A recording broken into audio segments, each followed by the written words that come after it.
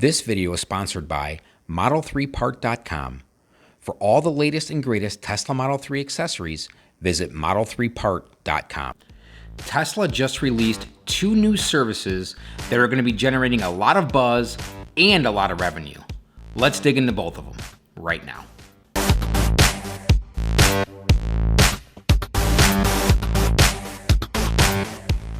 Tesla announced that they're finally moving away from the free premium connectivity for any Tesla that was purchased after July 1st of 2018. So for many Tesla owners, this is a big deal, and it does impact the actual experience that you have with the vehicle.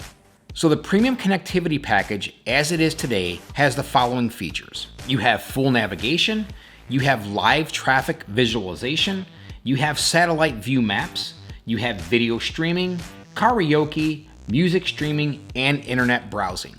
Now, some of us may say, well, I don't use this feature and I don't use that feature, and that's perfectly fine. For example, I hear a lot of people talking about that they do not use the satellite view of their maps. They just use it as a standard map, which is fantastic, but the feature is there for you if you choose to do that. So if you as a Tesla owner decide not to opt in for $10 a month to continue your premium connectivity service, here's what you'll get. So you basically will only get standard navigation. You will lose out on all of the other features that I just mentioned. Now, to be clear, this is for any orders that were placed after July 1st of 2018. For those who purchased before, you are guaranteed to have the premium connectivity package for the life of the vehicle. This has a lot of people up in arms. Everybody thought that they were going to have this premium connectivity package for the life of their vehicle.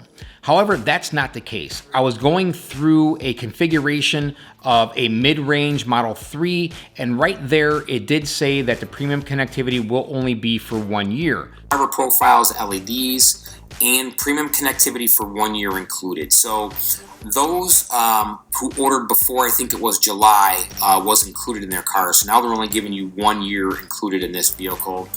So at some point in time, I think everybody was thinking that Tesla wasn't going to do anything about it, but they finally made the move. And of course, it's a bummer for everybody. But if you think about it, it's about 2 cups of coffee a day if you are a Starbucks drinker or a Dunkin' Donuts drinker or whatever it may be. You can certainly probably find that $10 somewhere and probably not even miss it. But what you will miss if you choose to opt out of this is all of the cool features that really make the vehicle what it is. All the enhancements that we see and use each and every day. So for most, I think will opt in because it does have an impact. But what I wanted to do real quick is go over some numbers with you and show you what Tesla is going to be doing or what they can do from a revenue perspective by changing this from a free to a paid service.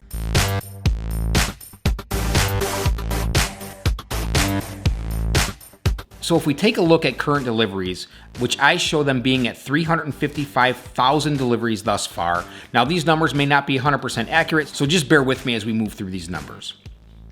So if we take that into account, 355,000 vehicles delivered to date. Out of those 355,000, 327,000 of those vehicles were delivered in the third quarter of 2018, which means they're not eligible to continue on with the premium connectivity package. So 327,000 Tesla owners will have to make a choice whether to opt in or out of the premium connectivity. So let's dig into this a little bit deeper. If we take 60% of the 327,000, we end up with 196,000 potential Tesla owners who will opt in for this service. At 196,000 at $10 a month, we're looking at a potential revenue increase of $1.9 million a month or $22 million a year. Now, I'm hopeful that I am light on the numbers and I hope the percentages increase, but you can see that Tesla has the potential to have a huge revenue stream by simply changing the methodology that they're using from just the premium connectivity. Yes, I get it. It doesn't make a lot of people happy, but it does make sense for Tesla to move in this direction. And this is nothing new. Everybody should have been prepared for this long ago when they did release it. When you did buy your Model 3, you did see the line there that said subscription based for 1 year. Let me know your thoughts. Comment down below. Are you upset? Are you okay? Can you find the $10 a month or the $120 a year to pay for your premium service? Do you think premium service is worth it? I absolutely do, but I would love to hear from you, so comment down below.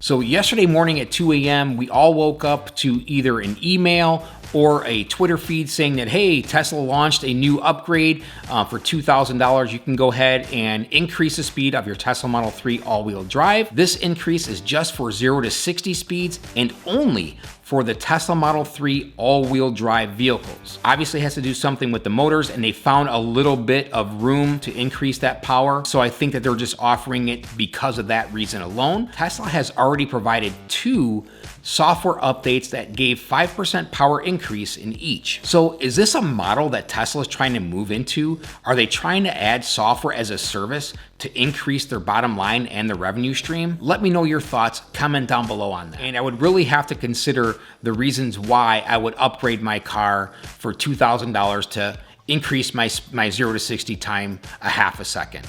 Not for me, but I understand that a lot of people out there do love the peppiness of the Model 3, and it certainly is fast enough.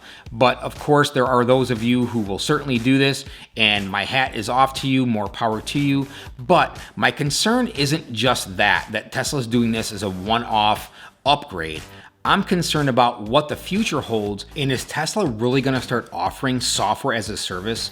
Meaning that they will no longer provide us free updates and they will make us pay for them, just like this speed increase. Now, it totally makes sense if you think about it. They can really drive some huge revenue by doing this. Now, there's no other car manufacturer on the planet that gives any kind of vehicle update like Tesla does for free. Think about it. For those of us who have older vehicles and have just a memory card for your navigation, just to get that updated as roads and things change, it's like $129, and they're not doing it for free. Tesla has done a phenomenal job giving us and offering us these awesome feature updates for free. But will it last forever? Let's go over some numbers and take a look at the potential revenue that Tesla could have just with this single performance update alone. So if we take a look at the overall deliveries of 355,000, which I mentioned earlier, out of those 355,000, I'm gonna say 30% of those cars were all-wheel drive non-performance Tesla Model 3s. And that brings us to 106,000 potential vehicles. So out of that 106,000 potential vehicles, let's do another 30% that will opt into the upgrade. And that 30% ends up being about 30,000 vehicles. If we take that 30,000 vehicles and multiply it by $2,000, Tesla could have a potential revenue increase of $60 million with just that single upgrade. It's absolutely astonishing. So is it too far-fetched to think that Tesla might start getting into software as a service so that they can continue to increase revenue on things like this? If you think about it, all of the research and time and effort that goes into producing these updates to our vehicles has to be very expensive for the organization. So the only way that Tesla can combat that cost or that overhead is to start charging for them. So what are your thoughts? Comment down below. Let me know if you think that I'm too far-fetched and this is just crazy, or is there some truth behind what I'm talking about? What about full self-driving? I know we're not quite there yet, but what do you think that looks like in the future? After Tesla gets federal approval for full self-drive and having autonomous vehicles on the road, do you think they'll start using software as a service and charge for the additional updates that will come along with that? Let me know your thoughts. This can be a huge revenue driver for Tesla, but it's not going to make owners very happy. So comment down below. Let me know your thoughts. Let me know your concerns. I'm sure everybody has their own opinion on both topics, the premium connectivity and the new upgrade options that have been added to our Tesla accounts. I think there may be a little bit more to this than we're seeing on the surface. I really do believe that this is what Tesla is going to be doing in the future. So thank you so much for tuning in. We'll catch you on the next one.